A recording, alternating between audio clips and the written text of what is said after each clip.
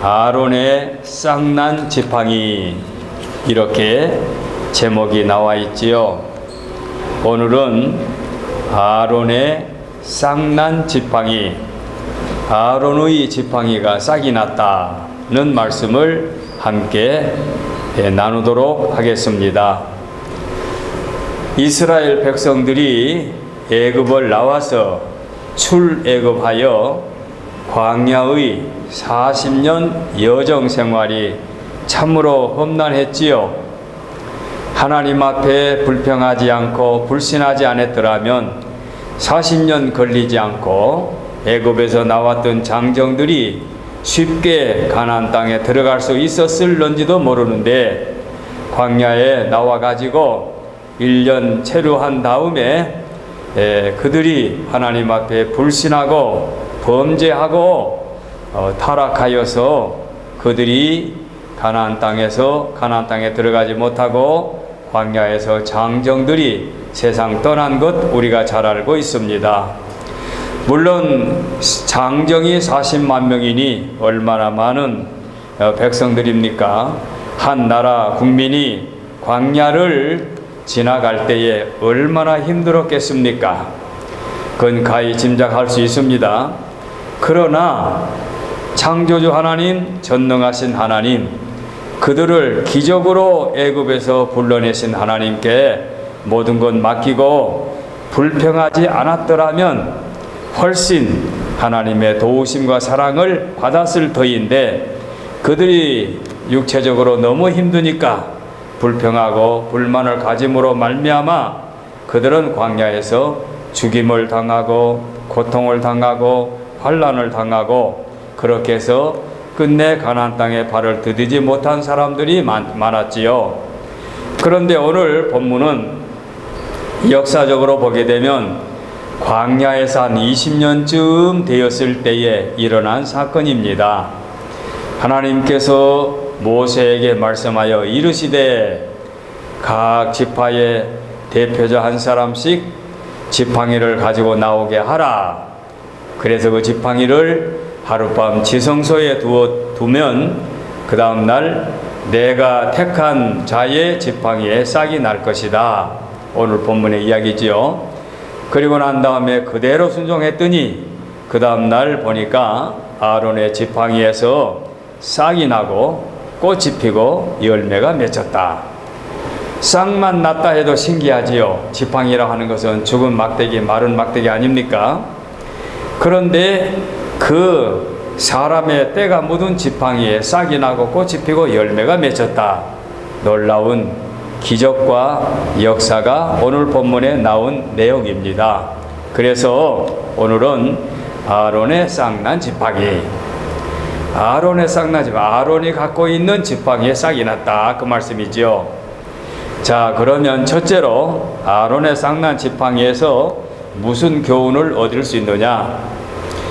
하나님의 권위를, 하나님의 위엄을, 하나님의 크신 능력을 보여주는 역사입니다. 사람들은 할 수 없는 일이 오늘 지팡이 하나를 통하여 하나님의 능력이 나타나게 된 것입니다. 자, 1절에 보니까 여호와께서, 하나님이지요. 여호와께서, 창조주 하나님께서, 조물주 하나님께서, 애굽에서 이스라엘 백성들을 불러내신 그분께서 모세에게 말씀하여 이르시되, 하나님이 모세에게 말씀하십니다. 쭉 내려가서 15절 말씀 보니까 내가, 누굽니까? 하나님 자신이죠. 내가 택한 자의 지팡이에는 싹이 나리니, 내가, 하나님께서 내가 택한 자의 지팡이에서 싹이 나게 하리니. 누가 그렇게 말할 수 있습니까? 내가 택한 자의 지팡이에서 싹이 나게 할 것이다. 누구만이 할 수 있는 말씀인가요? 오직 하나님만이 하실 수 있는 말씀입니다. 하나님 외에는 누구도 말할 수 없습니다. 창조주 하나님, 크신 능력의 하나님, 하나님께서만 유일하게 내가 할 수 있다. 나는 하나님이다. 나는 스스로 있는 자다. 내가 싹이 나게 할 것이다 하고 말씀했으니 하나님의 능력, 하나님의 권위, 하나님의 역사를 보여주는 말씀이 아론의 지팡이가 싹이 나게 된 것입니다. 우리는 그 하나님을 믿습니다. 저와 여러분은 세상에 많은 종교가 있는데 그 많은 종교 가운데 유일하신 하나님, 창조주 하나님, 그 하나님을 믿게 되었다는 것, 이것이 내 일생에, 우리 인생의 일생에 가장 놀라운 축복입니다. 이보다 더한 축복이 있을 수 없습니다. 세상의 모든 것을 다 버렸다 할지라도 내가 하나님의 백성이 되고 내가 하나님의 자녀가 되고 하나님의 도우심을 받는다, 이것이 가장 축복입니다. 그래서 우리 어린 학생들도 어릴 때부터서 하나님을 믿고 믿음으로 산다고 하는 것은 엄청난 축복임을 기억하고 우리는 흔들림이 없는 믿음을 갖고 살아야 될 줄로 믿습니다. 하나님만이 할 수 있는 일입니다. 여러분, 지팡이가 싹이 난다 한번 상상해 보세요. 있을 수 있는 일입니까? 그건 절대 불가능하지요. 만일에 그 지팡이가 갓 나무에서 잘라낸 생나무라고 한번 가정해 보세요. 생나무, 금방 살아있는 나무를 잘랐다고 합시다. 그 나무를 하룻밤 두면은 그 싹이 났는 그 자리에 조금 움이 돋을 수는 있어요. 살아있기 때문에 하룻밤 만에 조금, 마치 사람 얼굴에 남자 수염이 나듯이 조금 자랄 수 있겠죠. 그런데 오늘 이 아론의 지팡이는 산 나무도 생나무도 아니고 때가 묻은 그 지팡이에 움이 돋고 꽃이 피고 열매가 맺혔다. 이것은 참으로 말로 형언할 수 없는 하나님의 사신 증거를 우리에게 보여주는 말씀입니다. 우리 하나님은 이런 하나님이십니다. 다니엘이 굶주린 사자의 굴 속에 던짐을 받았지만 하나님께서 사자의 입을 막아서 하룻밤 편안히 지나고 그 다음날 구출받은 것처럼 하나님께서는 우리를 그렇게 지켜주신 하나님이시기 때문에 우리 아버지 하나님은 창조주 하나님, 크신 능력의 하나님, 크신 영광의 하나님이심을 우리는 믿고 흔들림이 없어야 될 줄로 믿습니다. 아멘. 그 지팡이를 가지고 능력을 많이 행하지 않았습니까? 모세가 애굽으로 하나님께서 보내라고 광야에서 부르실 때에 못 가겠다고 얼마나 사양을 했습니까? 내가 거기서 도망쳐 나왔는데 어떻게 애굽에 갑니까? 그런데 하나님께서 그러면 네 지팡이를 한번 땅에다 던져봐라. 던졌더니 그 지팡이가 뱀에 대해서 자기 앞에 공격이 오지요. 도망을 치니까 하나님께서 그 뱀의 꼬리를 잡아라. 살아있는 뱀의 꼬리 잡는 것은 참 힘든 일입니다. 머리를 잡아서 뱀을 죽일 수는 있어도 꼬리를 잡아서는 못 죽이거든요. 그런데 꼬리를 잡으니 다시 지팡이로 바뀌었다. 지팡이는 그 사람의 권위를 상징하는 건데 하나님께서는 모세에게 그런 역사도 이루어지셨지요. 그러므로 하나님의 크신 능력을 보여주는 역사가 그 아론의 지팡이가 싹이 난 사건이다. 두 번째입니다. 이 아론의 지팡이가 싹이 나게 된 원인은, 그 이유는 하나님께서 이스라엘 백성들의 원망을 못하게, 원망하지 않도록 하기 위해서 싹이 난 역사를 하나님 행하신 것입니다. 다시 한번 5절 말씀을 한 번 더 읽겠습니다. 내가 택한 자의 지팡이에는 싹이 나리니 이것으로 이스라엘 자손이 너희에게 대하여 원망하는 말을 내 앞에서 그치게 할 것이다. 원망하는 말을 그치게 하겠다. 그리고 오늘 본문을 우리는 8절로 끝냈습니다마는 그 뒤에 있는 말씀, 10절 말씀을 내가 한번 성경에서 읽어드리겠습니다. 10절에 보면은 여호와께서 또 모세에게 이르시되 아론의 지팡이는 증거궤 앞에 도로 가져다가 거기 간직하여 반역한 자에게 대한 표징이 되게 하여 그들로 내게 대한 원망을 그치고 죽지 않게 할지니라 하는 말씀 보니까 지팡이가 싹이 난 그 역사, 기적을 행하신 이유는 이스라엘 백성들로 하여금 원망하지 않게 하려고, 원망하지 마라 하기 위해서 이런 역사를 행하게 된 것입니다. 이스라엘 백성들의 원망한 사건들이 많이 나옵니다만은 오늘 본문 17장 그 앞에 있는 16장의 말씀을 보게 되면 아주 결정적인 원망의 사건이 자세히 나옵니다. 그 16장에 무슨 말이 나온 거니?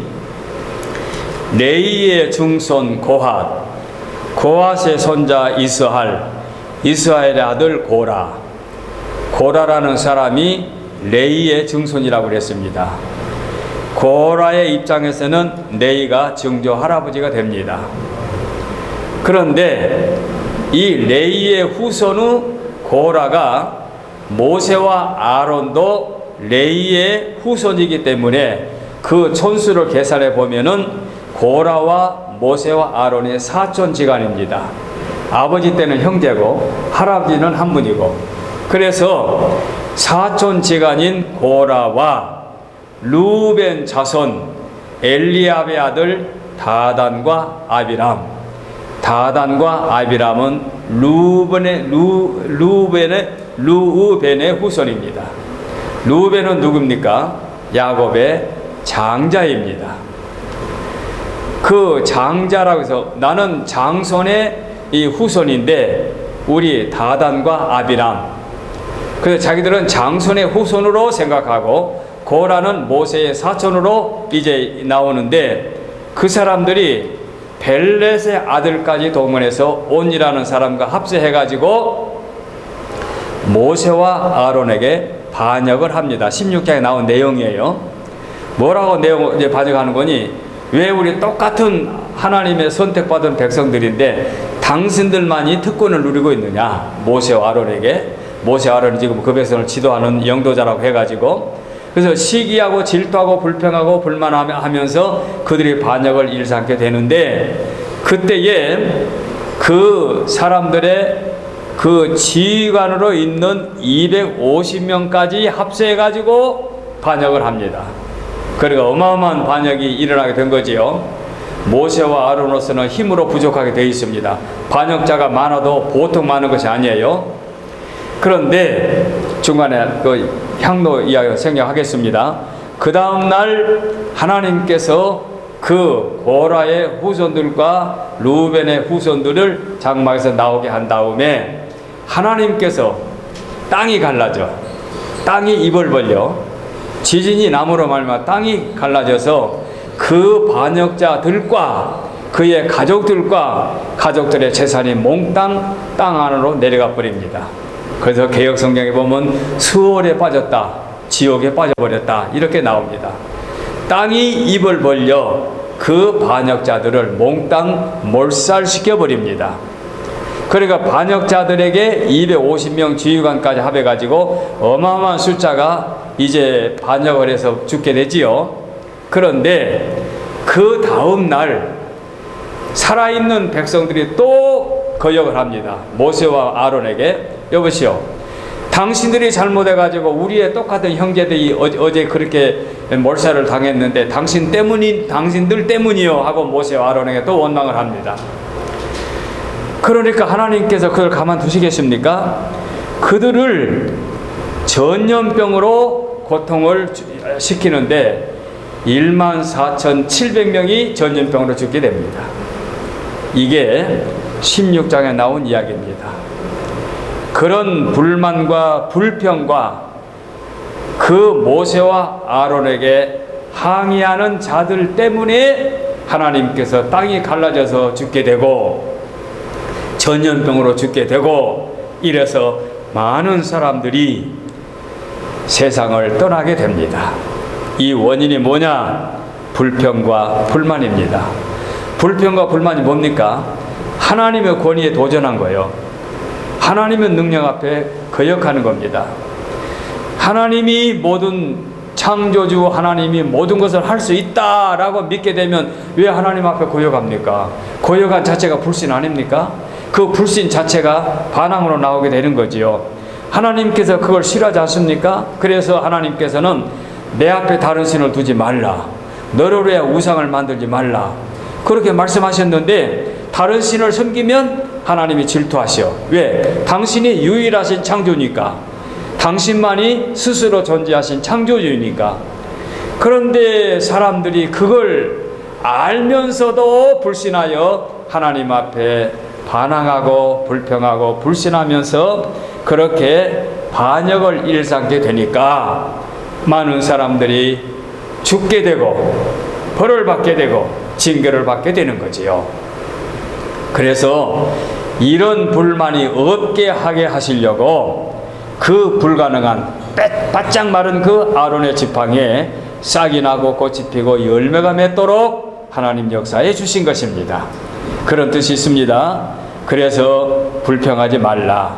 이왕 믿을 바에는 철저하게 믿고, 아까 우리 고지사님 함께 찬양했던 대로 오직 영광만 하나님께 돌려드리는, 우리는 낮은 자리에서, 우리는 먼지같이 보잘것없는 참으로 완전히 부패한 전적 타락한 죄인의 입장에서 오직 하나님만 영화롭게 하는 믿음의 삶을 살면서 우리가 불평, 불만, 불신 같은 것을 아야 꿈에도 가져서는 안 되겠다는 교훈을 오늘 성경은 보여주고 있습니다.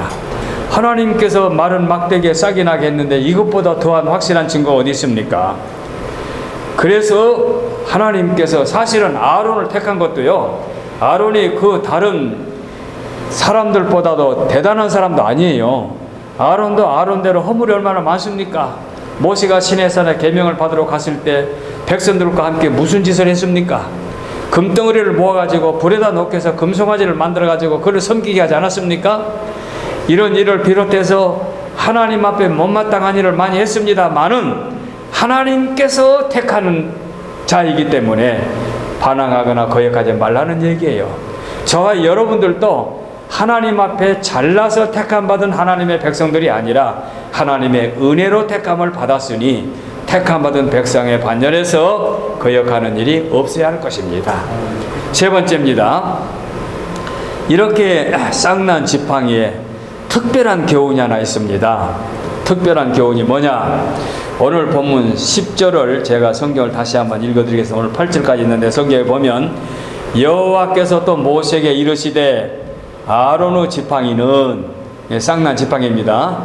아론의 지팡이는 증거궤 앞으로 도로 가져다가 거기 간직하여 반역한 자에 대한 표징이 되게 하여 그들로 내게 대한 원망을 그치고 죽지 않게 할지니라 그랬습니다. 자, 그 10절 말씀이 무슨 말씀이거니? 쌍난 지팡이를 보여주었습니다. 자, 쌍난 지팡이를 보여주었는데 그 지팡이를 다시 지성소에 있는 증거궤, 다시 말하면 법궤 안에 잘 보관해 두어라. 왜냐하면 그것을 볼 때마다 이스라엘 백성들로 하여금 반항하지 않고 불신하지 않고 끝까지 그것을 보면서 믿고 죽지 않게 하라. 반역하지 않고 믿고 죽지 않게 하라. 즉 그들의 목숨을 구원해 주시기 위해서 하나님께서 법궤에 보관토록 하신 겁니다.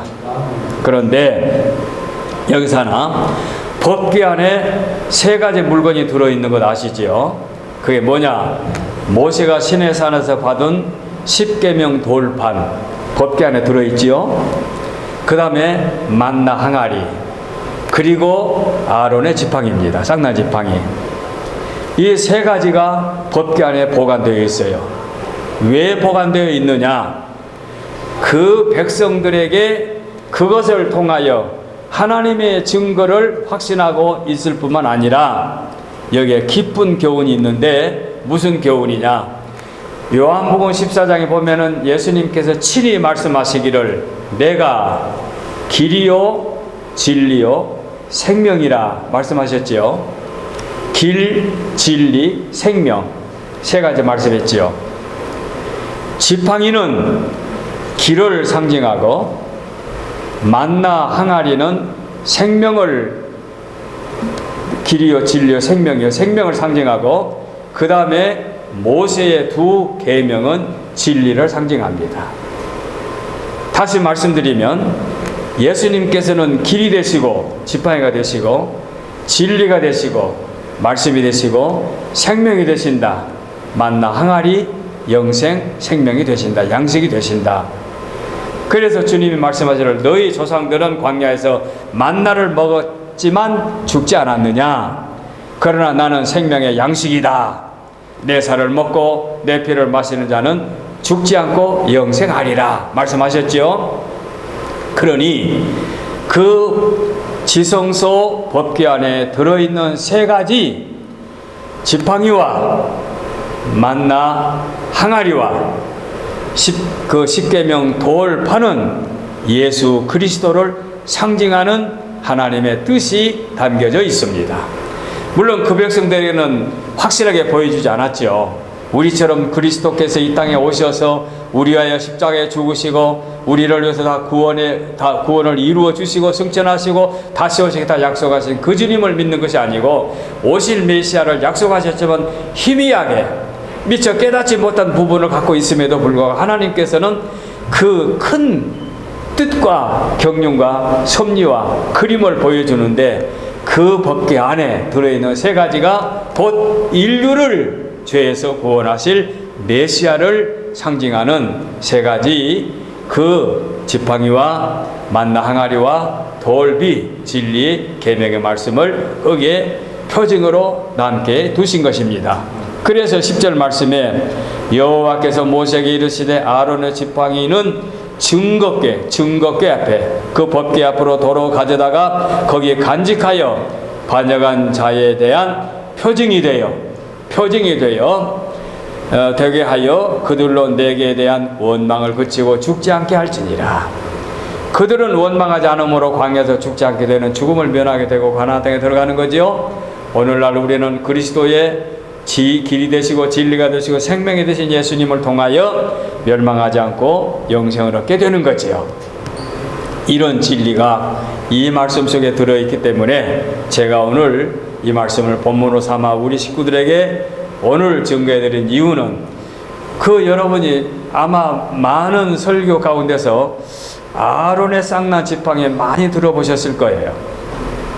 그런데 아론의 쌍난 지팡이에 무슨 교훈과 뜻이 들어있느냐라고 말할 때 물론 또 목사님들이 설교할 때마다 그 어디다 초점을 맞추냐에 따라서 다르겠지만 오늘 제가 드린 말씀 중요한 것은 하나님의 권위로 백성들에게 원망을 하지 않게 하기 위해서 그리고 그 법궤 안의 세 가지 상징물은 예수 그리스도를 상징하는 것이요 주께서 인류를 구원하실 구속주를 보내실 것을 암시하는 놀라운 진리가 들어있다는 것을 오늘 기억하시고 이 말씀을 고이 간직하기를 바라서 말씀을 드렸습니다. 기도하겠습니다.